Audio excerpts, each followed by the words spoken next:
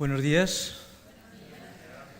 Hoy quiero tener con vosotros un tiempo de reflexión y hablar especialmente de un tiempo muy especial de reflexión. Va a ser una predicación doctrinal, de doctrina adventista y al mismo tiempo profética. Hay doctrinas adventistas que son a la vez doctrina y profecía, y esta es una de ellas. Concretamente, vamos a hablar de la creencia fundamental número 27. Es la doctrina del milenio y del fin del pecado.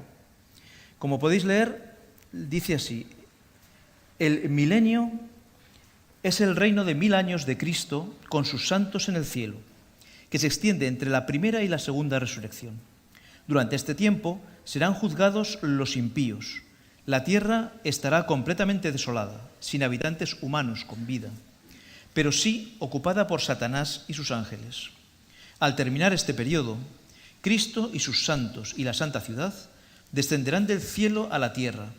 Los impíos muertos resucitarán entonces junto con Satanás y sus ángeles. Rodearán la ciudad, pero el fuego de Dios los consumirá y purificará la tierra. De ese modo, el universo será librado del pecado y de los pecadores para siempre. Esa es nuestra creencia fundamental 27. Tenemos 28 en total, así que es prácticamente la última. Yo siempre le he visto un pequeño fallo a esta doctrina, y es una poca base bíblica. Se basa principalmente en un solo capítulo de la Biblia, Apocalipsis 20, que lo leeremos, y pocos versículos más. Pero con el tiempo me he dado cuenta de que el milenio, o la doctrina del milenio, aparece en el Antiguo Testamento de una forma resumida pero clara, y hoy vamos a ver esta doctrina desde el punto de vista del Antiguo Testamento. ¿Cómo podemos verla allí? Y darnos cuenta de que no es una doctrina con poca base bíblica, sino que tiene suficiente base bíblica para poderla defender. Y también aprenderemos lo que significa ese tiempo de reflexión. ¿Qué es el milenio? Un tiempo de reflexión. ¿Para quién? Para todos. Iremos viéndolo poco a poco. Comenzaremos examinando parte por parte. ¿Dónde empieza? Apocalipsis 20, 6 nos dice: bienaventurado y santo el que tiene parte en la primera resurrección. La segunda muerte no tiene potestad sobre estos, sino que serán sacerdotes de Dios y de Cristo, y reinarán con él 1000 años. Por lo tanto, el comienzo del milenio lo podemos encontrar en la segunda venida de Cristo, en el momento en que se realiza la primera resurrección. A partir de ahora, yo el Apocalipsis 20 lo leeré desde la tablet, pero me gustaría que me acompañaseis sobre todo a los textos del Antiguo Testamento que vamos a leer. Y vamos a comenzar con un texto donde Isaías nos habla del milenio. Es Isaías 26. Vamos a buscarlo. Isaías 26, 19. Él también nos va a hablar de este comienzo del milenio a partir de la primera resurrección, lo que se llama la resurrección de los muertos. Isaías 26, 19. Tus muertos vivirán, sus cadáveres resucitarán. Despertad y cantad, moradores del polvo, porque tu rocío es cual rocío de hortalizas, y la tierra dará sus muertos. Isaías nos está hablando de un momento alegre en el cual los muertos resucitan. La tierra da sus muertos y resucitan. Esa resurrección es la primera resurrección. Jesús viene a la tierra y resucita a todos los que han creído en la salvación de Dios. A todos los que han aceptado la salvación de Dios, desde Adán hasta nosotros, todos ellos serán resucitados y allí ascenderán con Jesús. Pero además, cuando Jesús viene, ocurre otra cosa, otro suceso. Y este suceso es la muerte de los impíos. Isaías nos va a hablar de este momento en el capítulo 13. Isaías 13, versículo 9. Dice así, Isaías 13:9. He aquí el día del Señor viene, terrible, y de indignación y ardor de ira, para convertir la tierra en soledad y raer de ella a sus pecadores. Es un momento de alegría para aquellos que han aceptado la salvación, resucitan, los vivos seremos transformados y subimos con Jesús. Pero para aquellos que no han aceptado a Jesús en esa última generación, los impíos, los que no aceptaron la salvación, ellos serán quitados de la tierra. Los pecadores desaparecen de la tierra y allí se acaba. A continuación, ¿qué ocurre en el suceso histórico? Es el Satanás atado o el encarcelamiento de Satanás. Este encarcelamiento, ¿en qué consiste? Vamos a Isaías y veremos cómo va a quedar la tierra en ese momento para comprender en qué consiste este encarcelamiento, esta atadura de Satanás. Isaías 24, versículo 1.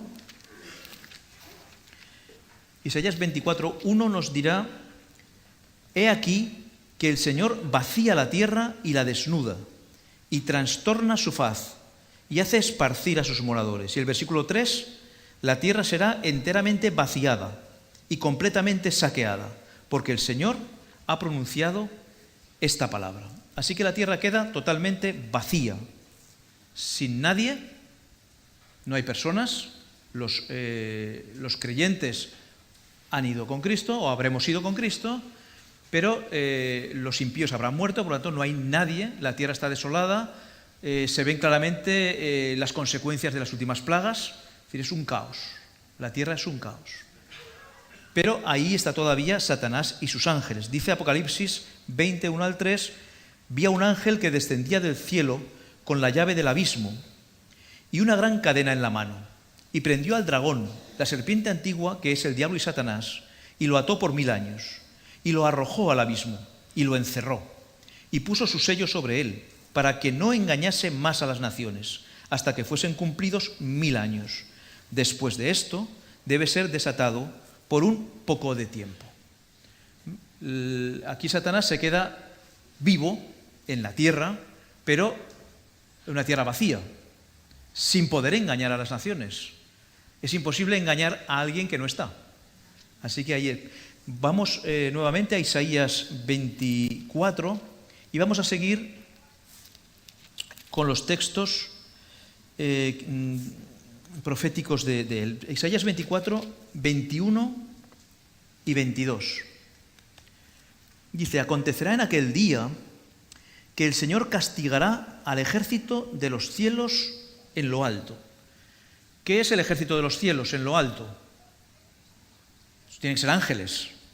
El ejército de los cielos, ángeles. Si tienen que ser castigados, no pueden ser ángeles fieles, que no merecen castigo. Por lo tanto, aquí se está hablando de los ángeles que se rebelaron contra Dios. Vamos a ver qué dice de ellos.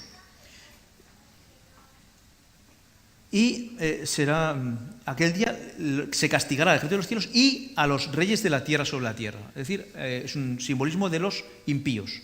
Así que hablamos aquí de castigo de ángeles infieles y castigo de impíos. Y de ellos dice, versículo 22, «Y serán amontonados como se amontona a los encarcelados en mazmorra, y en prisión quedarán encerrados». Todos estos dos grupos quedan encerrados en prisión. Satanás aprisionado por cadenas de circunstancias que le impiden hacer su trabajo, le impiden engañar. Y los impíos aprisionados en la prisión de la muerte. Muchas veces en la Biblia nos habla de la muerte como una prisión, un lugar donde no se puede salir. Así que cada uno aprisionado en su lugar. Y observadlo cómo acaba el versículo. «Y serán castigados después de muchos días». Se quedan ahí, pero pasarán muchos días hasta que ese castigo ocurra. Eso lo conocemos como el milenio. El tiempo que pasará desde que sean encarcelados hasta que sean castigados. ¿Y qué ocurrirá? Y vemos pues cómo va a comenzar el milenio. Comienza así. A partir de ahí es el tiempo de reflexión para Satanás y sus ángeles. Son los que están vivos. Y los que tienen tiempo no hacen nada y tienen tiempo para reflexionar en lo que ha sido su vida, reflexionar en su rebelión, en cómo se han comportado y qué han hecho. Tiempo de reflexión para Satanás y sus ángeles. Y, mientras tanto, los que hayamos subido al cielo con Jesús, ¿qué hacemos? Tenemos también tiempo. Dice Apocalipsis 24, y vi tronos, y se sentaron sobre ellos los que recibieron facultad de juzgar. Y vi las almas de los decapitados por causa del testimonio de Jesús y por la palabra de Dios, los que no habían adorado a la bestia ni a su imagen, y que no recibieron la marca en sus frentes ni en sus manos. Y vivieron y reinaron con Cristo 1000 años. Nosotros vamos a juzgar y a reinar, según dice este versículo de Apocalipsis. Últimamente me he encontrado con hermanos y hermanas que me dicen, yo no quiero juzgar. A ver, ¿quién soy yo para juzgar? Si Dios ya ha juzgado, ¿para qué voy a juzgar yo? Y entonces ponen en duda que realmente en el milenio estemos juzgando, porque no es labor del hombre. Y yo me pregunto, pues a lo mejor es una forma de hablar. A lo mejor tenemos que interpretar o reinterpretar este texto de juicio de una forma distinta. Así que encontré en Daniel 7:22 la respuesta, la forma en que se debería de interpretar este versículo. El profeta Daniel, capítulo 7 y versículo 22. ¿Es el juicio algo real que haremos o es una forma de hablar? Daniel 7, recordáis que es una profecía con varios animales que representa la historia, pero que muestra cómo Dios en un momento determinado de la historia comienza un juicio que actualmente se está celebrando en el cielo, un juicio real y vivo antes de la venida de Jesús. Y después, en el momento en que Él acaba ese juicio, encontramos Apocalipsis 7:22. Hasta que vino el anciano de días y se dio el juicio a los santos del Altísimo, y llegó el tiempo y los santos recibieron el reino. Volvemos a encontrar a los santos juzgando y reinando. ¿Cuándo? Después de que Dios haya juzgado. Dios juzga, viene a la tierra, a unos les da su paga, a otros los resucita y luego nos da a nosotros el juicio y el reino. Así que es real. Vamos a juzgar, nos guste o no nos guste, pero vamos a tener que juzgar. ¿Y qué juzgaremos? Pues 1 Corintios 6, 2 y 3, Pablo nos dice claramente cuál será el juicio que emitamos o a quién juzgaremos. 1 Corintios 6, versículos 2 y 3 nos dirá el apóstol: ¿o no sabéis que los santos han de juzgar al mundo? Y si el mundo ha de ser juzgado por vosotros, ¿sois indignos de juzgar cosas muy pequeñas?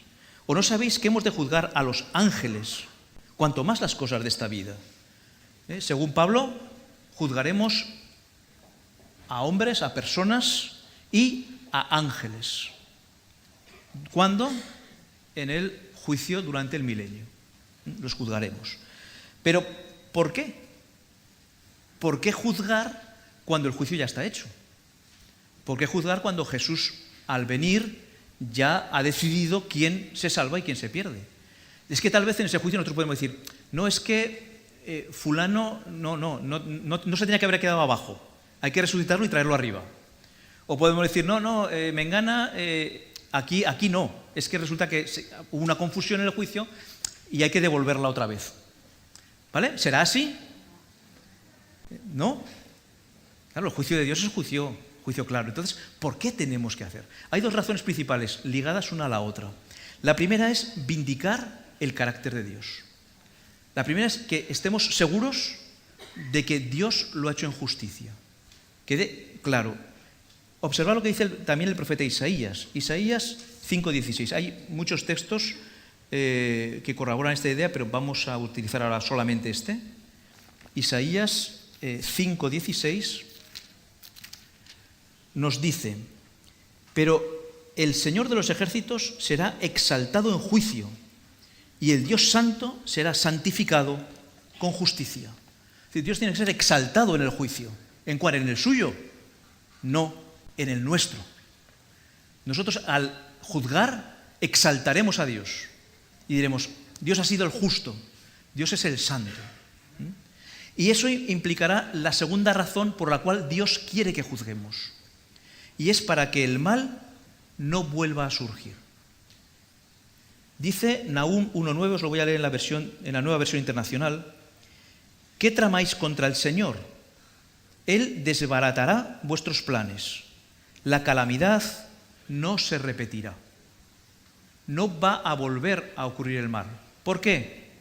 Porque estaremos convencidos de que Dios ha actuado con justicia con nosotros, con los que no estarán y con los que se rebelaron. Y entonces podremos vivir una eternidad con la confianza plena en el amor de Dios, en su justicia y en su santidad. Por eso es necesario que juzguemos. Y Dios quiere que nosotros lo hagamos por nosotros mismos, que no nos lo cuenten. Y tendríamos que empezar ya ahora. No dejemos las cosas en las manos de los que nos lo cuentan. Vayamos siempre a la palabra de Dios, vayamos a conocer lo que Dios ha dicho por nosotros mismos. Porque Dios lo que quiere es que estemos convencidos, y solamente nos convenceremos completamente cuando nosotros mismos lo veamos. Esa es la razón para el juicio milenario. ¿Y qué haremos en ese juicio? A ver, la sentencia ya está, no la podemos dar. ¿Qué vamos a hacer pues? Elena White, en El conflicto de los siglos, dice lo siguiente: junto con Cristo juzgan a los impíos, comparando sus actos con el libro de la ley, la Biblia, y fallando cada caso en conformidad con los actos que cometieron por medio de su cuerpo. Este fallo coincidirá, por supuesto, con el de Dios. Entonces, lo que los malos tienen que sufrir es medido según sus obras y queda anotado frente a sus nombres en el libro de la muerte. ¿Qué haremos nosotros? Ratificar el fallo de Dios y determinar la condena a la que serán condenados. Sabéis que en el juicio el juez dice inocente o culpable, pero cuando es culpable él pone una condena. Puede ser una multa, puede ser un periodo de prisión, a veces toda la vida en la prisión. En algunos países incluso pues puede ser la condena a muerte. Entonces, esa condena es la que nosotros escribiremos juntamente con Cristo. No es poco, pero nos dice una cosa: el que ha hecho el mal pagará por el mal.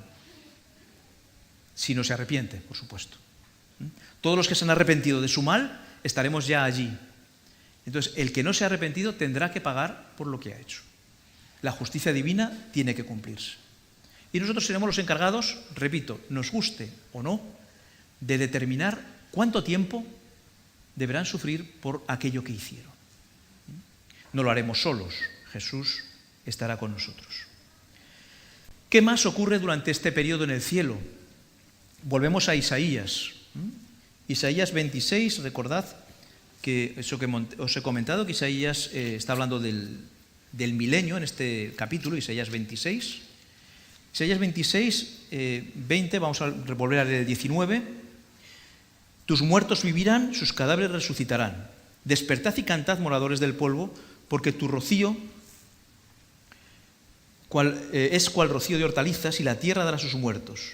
Anda, pueblo mío, entra en tus aposentos, cierra tras ti tus puertas, escóndete un poquito, por un momento, en tanto que pasa la indignación.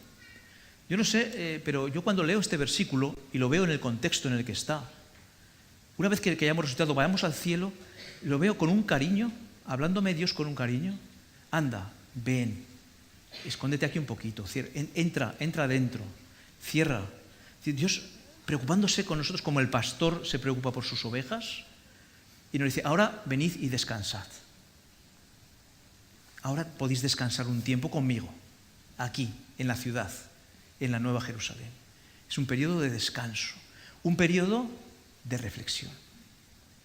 Si los ángeles malos o infieles están reflexionando sobre su vida, nosotros en ese momento tenemos un periodo de reflexión sobre lo que Dios ha hecho en nuestra vida, sobre cómo nos ha conducido. No solamente estaremos juzgando, estaremos conociendo mejor a Dios, estaremos conociéndonos mejor entre nosotros, estaremos sabiendo por qué las cosas han pasado como han ocurrido. Ese periodo de reflexión para nosotros durante ese milenio. Y el milenio acaba. ¿Y con qué acaba? Con la segunda resurrección. Porque si hay una primera resurrección, tiene que haber como mínimo una segunda. Así que nos dirá Isaías 26-21, seguimos con el texto, recordad que hemos visto en la primera resurrección, versículo 19, tus muertos vivirán, el milenio, descansa, escóndete un poquito, y el 21, porque he aquí que el Señor sale de su lugar para castigar al morador de la tierra por su maldad contra él. Y la tierra descubrirá la sangre derramada sobre ella y no encubrirá ya más a sus muertos. Si los muertos habían resucitado y habían vivido en el 19, ¿quiénes son estos muertos que la tierra ya no encubre? Es decir, que resucitan. Son los impíos a los cuales Dios viene a castigar. Y fijaros la idea.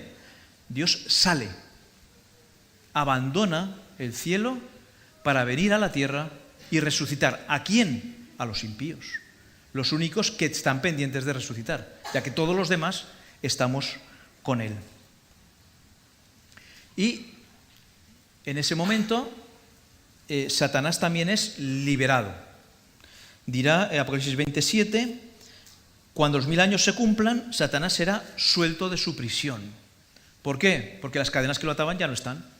Lo ataban las cadenas de circunstancias, no tenía nadie a quien tentar, ahora ya sale a engañar a las naciones. Ya tiene personas a las cuales engañar y tentar. Y entonces realiza un ataque al campamento. Nos dice Apocalipsis 28, y saldrá a engañar a las naciones que están en los 4 ángulos de la tierra, a Gog y a Magog, a fin de reunirlos para la batalla, el número de los cuales es como la arena del mar. Y subieron sobre la anchura de la tierra y rodearon el campamento de los santos y la ciudad amada. ¿Y qué hace ahí el campamento de los santos? La Nueva Jerusalén se supone que está en el cielo en ese tiempo, que mientras estamos en el milenio estamos en el cielo. ¿Qué hace aquí el campamento de los santos? ¿De dónde ha salido? Vamos a verlo porque hay sucesos que ocurren simultáneamente, a la vez. Entonces vamos a ver qué ocurre cuando Jesús con nosotros regresa a la tierra. Lo que podríamos llamar la tercera venida de Jesús. Vamos al profeta Zacarías y él nos va a decir lo que ocurre cuando Jesús vuelve definitivamente a la tierra. Profeta Zacarías,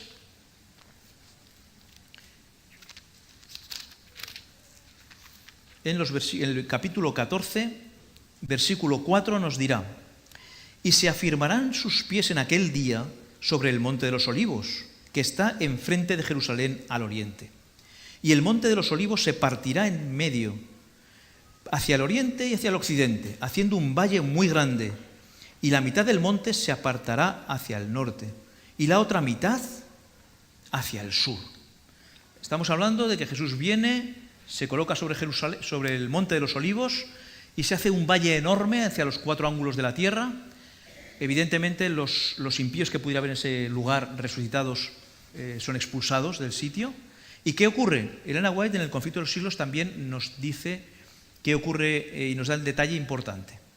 Cristo baja sobre el monte de los olivos, de donde ascendió después de su resurrección y donde los ángeles repitieron la promesa de su regreso. La Nueva Jerusalén, descendiendo del cielo en su deslumbrante esplendor, se asienta en el lugar purificado. Los pies de Jesús purifican esa zona de la tierra.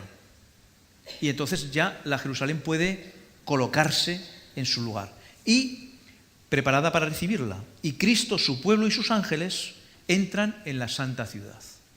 Esto es lo que Elena White nos dice y lo que podemos ratificar en el propio Zacarías. Versículo siguiente, después de describir este suceso, dice versículo 5, y huiréis al valle de los montes, porque el valle de los montes llegará hasta Azal. Huiréis de la manera que huisteis por causa del terremoto en los días de Uzías, rey de Judá. Y vendrá el Señor mi Dios, y con él todos sus santos. Es decir, que cuando Jesús viene, no viene solo, vienen todos sus santos, incluidos los ángeles, lo cual ratifica lo que la hermana White nos está diciendo. Subieron sobre la anchura de los montes, dirá Apocalipsis 20, y rodearon ese campamento. Lo rodearon con muy malas intenciones. Y entonces ocurre el punto siguiente. Ahí todos están rodeando el campamento de los santos y entonces todo queda parado. ¿Por qué? Porque comienza el último juicio, el juicio final. ¿Qué ocurre en este juicio? Dirá Apocalipsis, vi un trono, un gran trono blanco, y el que estaba sentado en él, de delante del cual huyeron la tierra y el cielo, y ningún lugar se encontró para ellos. Y vi a los muertos, grandes y pequeños, de pie ante Dios. Y los libros fueron abiertos, y otro libro fue abierto, el cual es el libro de la vida. Todos quedan parados porque Dios se sienta a juzgar. Y entonces se abren los libros para examinar la vida de los muertos. ¿De qué muertos? De los que acaban de resucitar, de la segunda resurrección. Aquí no son juzgados los que ya resucitaron en la primera resurrección. Los santos no son juzgados solo los impíos que acaban de resucitar, y Satanás y sus ángeles. Y en ese momento dice, fueron juzgados, sigo en Apocalipsis 20, 12, fueron juzgados los muertos por las cosas que estaban escritas en los libros, según sus obras. Y el mar entregó a sus muertos que había en él. Y la muerte y el Hades entregaron los muertos que había en ellos. Y fueron juzgados cada uno según sus obras.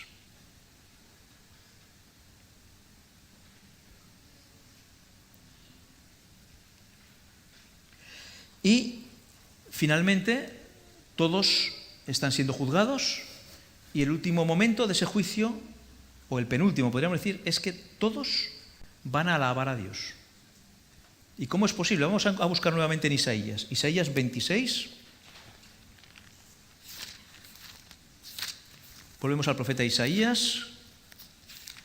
Esta vez seguimos también el capítulo 26. Y nos dirá, versículo 11, Isaías 26, 11, nos dirá, el Señor, tu mano está alzada. Señor, tu mano está alzada. En la Biblia se usa muchas veces la expresión de Dios con su mano alzada. Y siempre tiene el mismo significado. Voy a decir casi siempre por si acaso.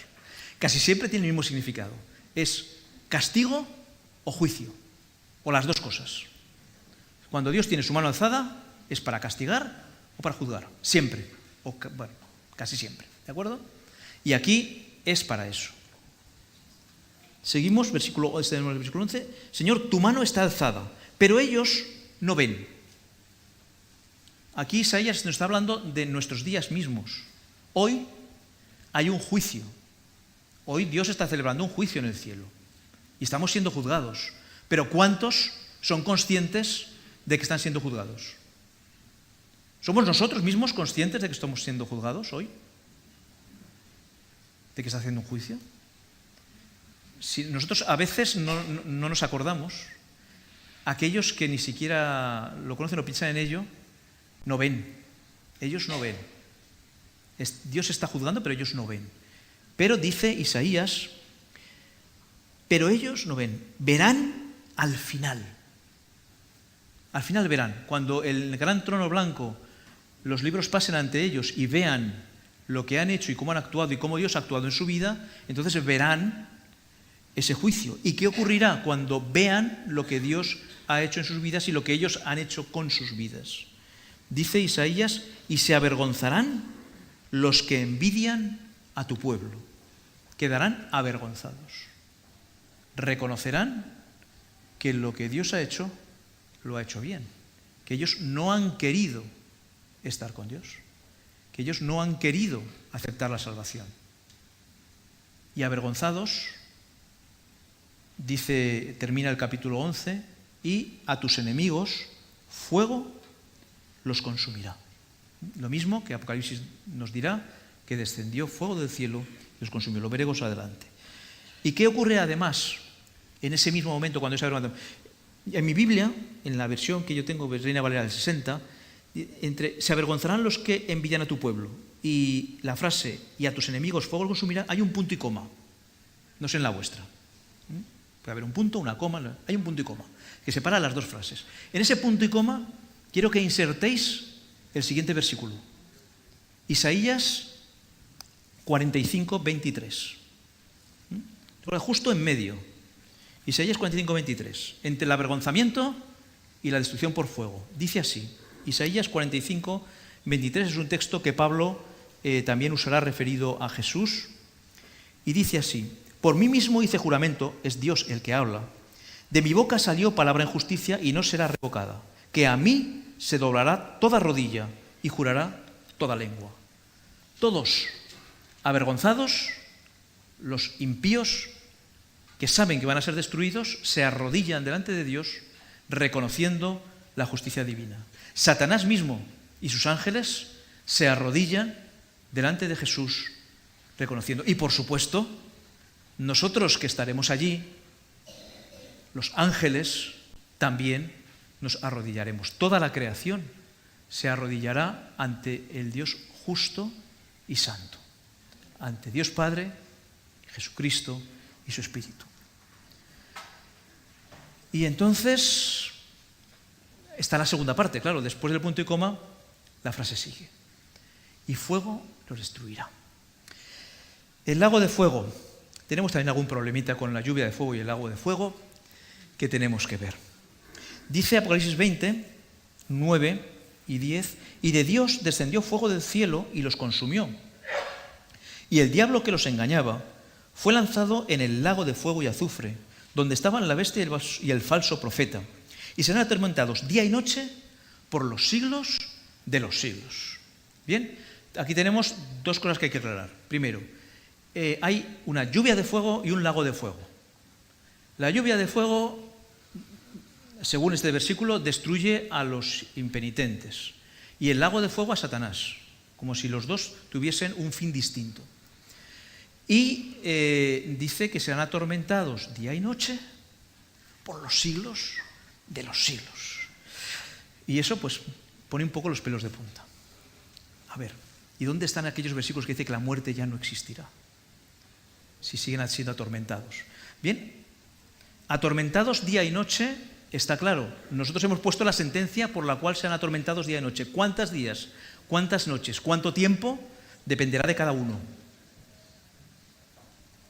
Ahora, por los siglos de los siglos, vamos a ver qué nos dice exactamente la Biblia a este respecto.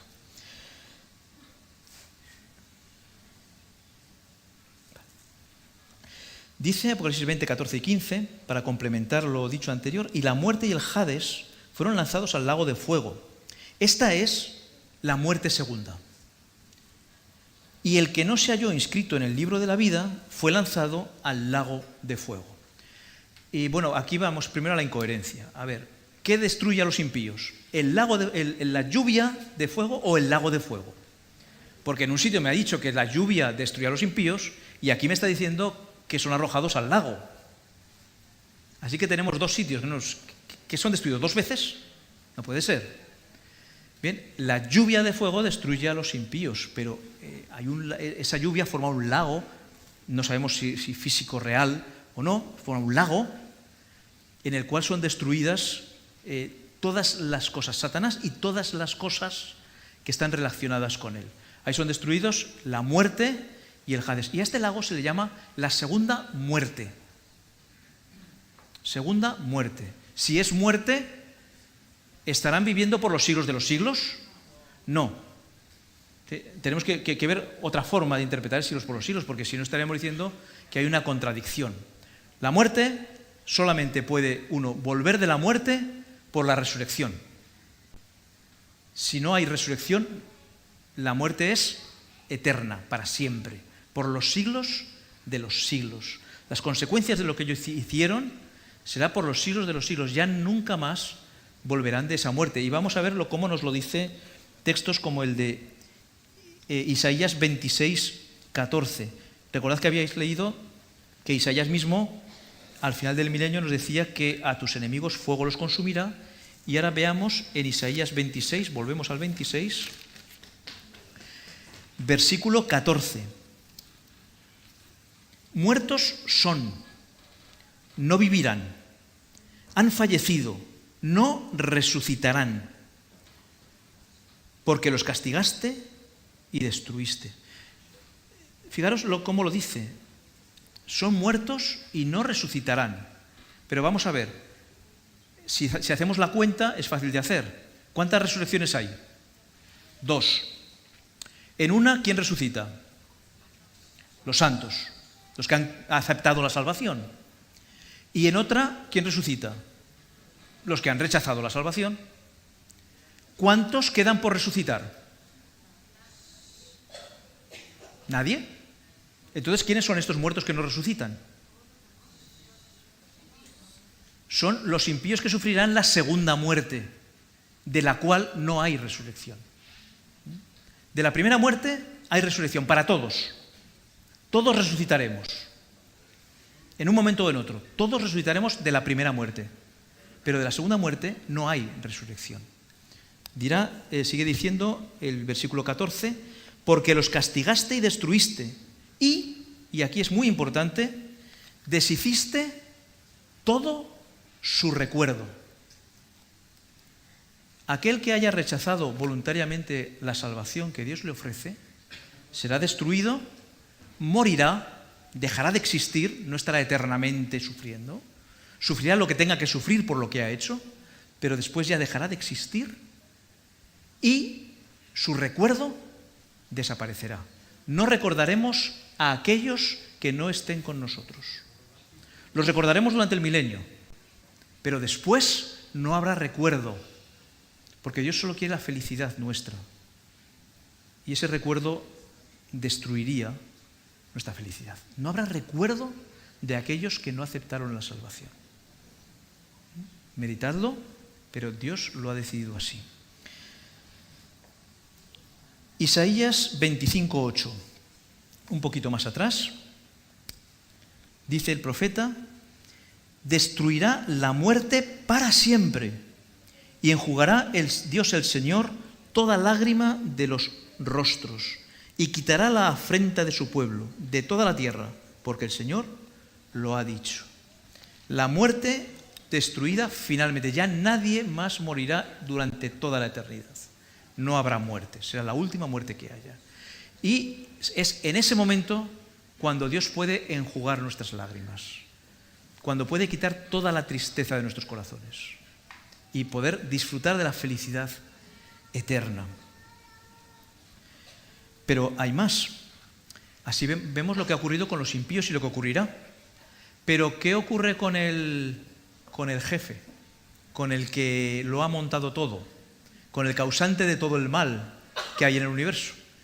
Hemos visto que de él no se dice que el fuego que desciende lo destruya, en ningún momento, sino que es lanzado al lago de fuego. ¿Qué es lo que destruye a Satanás antes de que sufra la muerte segunda? ¿Cómo va a morir? ¿Cómo va a ser castigado? Tenemos que ir al profeta Ezequiel. Acompañadme a Ezequiel 28, donde el profeta nos describe el final del gran engañador, el final del causante de todo el dolor de nuestra tierra. Ezequiel 28, versículos 18 y 19. Dice así: con la multitud de tus maldades y con la iniquidad de tus contrataciones profanaste tu santuario. Yo pues saqué fuego de en medio de ti, el cual te consumió. Satanás será consumido por su propio fuego, por su propia envidia, por sus propios celos, su propia maldad. Será destruido por todo lo que él mismo ha hecho. Ese fuego es el que lo destruirá. Y dice así, se me ha escapado el versículo, el 18, gracias. Saqué fuego, el cual te consumió, y te puse en ceniza sobre la tierra a ojos de todos los que te miran.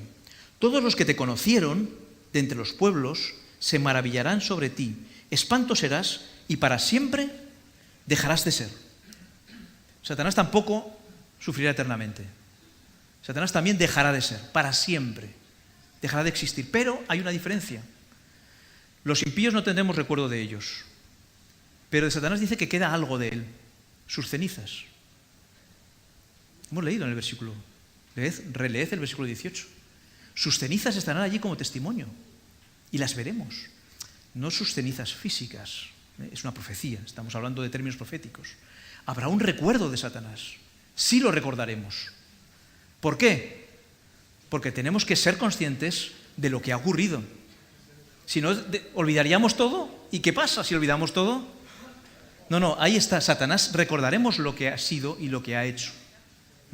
Así que recordaremos lo que fue el mal para no volver a repetirlo. Un tiempo de reflexión, el milenio. Tiempo de pensar para unos y de pensar para otros. Y cuando acabe, el mal desaparece. ¿Es ahora tiempo también de reflexión? ¿No consideres que es ahora un momento en que debemos de reflexionar en estas cosas? Es nuestra vida eterna. No podemos dejarla a libre albedrío. Podemos ir a juzgar, nos guste o no, pero también podemos quedarnos aquí.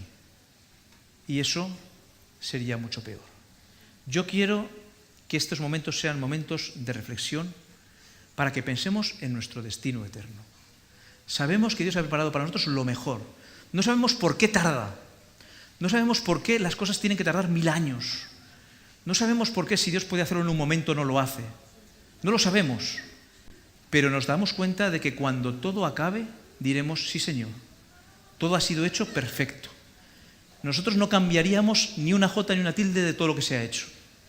Dios sabe por qué lo hace.